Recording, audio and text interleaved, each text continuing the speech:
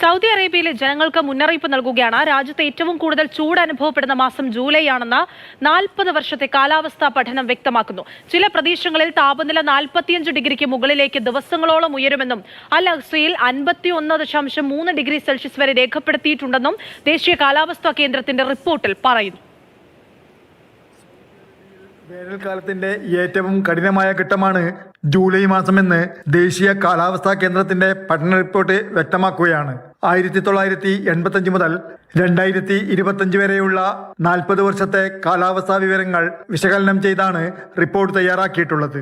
ജൂലൈയിലെ ശരാശരി താപനില 33.1 ഡിഗ്രി സെൽഷ്യസും ശരാശരി ഉയർന്ന താപനില 40.3 ഡിഗ്രിയുമാണ്. കിഴക്കൻ പ്രവിശ്യയിലും മധ്യ സൗദി അറേബ്യയിലെ വിശാലമായ പ്രദേശങ്ങളിലുമാണ് ഏറ്റവും ശക്തമായ ചൂട് അനുഭവപ്പെടുന്നത്.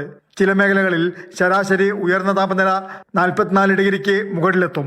2024 ജൂലൈ 12 അൽ അഹ്സയിൽ 51.3 ഡിഗ്രി സെൽഷ്യസ് രേഖപ്പെടുത്തിയതാണ് റിപ്പോർട്ടിലെ ഏറ്റവും ഉയർന്ന താപനില. ദമാം, റഫ്ഹ, അൽ കൈസൂമ എന്നിവിടങ്ങളിലും 50 ഡിഗ്രിക്ക് മുകളിലുള്ള ചൂട് രേഖപ്പെടുത്തിയിട്ടുണ്ട്. അൽ അഹ്സയിൽ മാത്രം ജൂലൈ മാസത്തിൽ 24 ദിവസം 45 ഡിഗ്രിക്ക് മുകളിലുള്ള ചൂട് അനുഭവപ്പെടുന്നു. അതേസമയം അസീർ, അൽബഹ, ജിസാൻ മേഖലകളിലാണ് മഴ പ്രധാനമായും ലഭിക്കുന്നത്.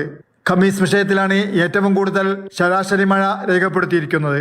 Jafar Ali Balakot, Mathrubhumi news, Jeddah.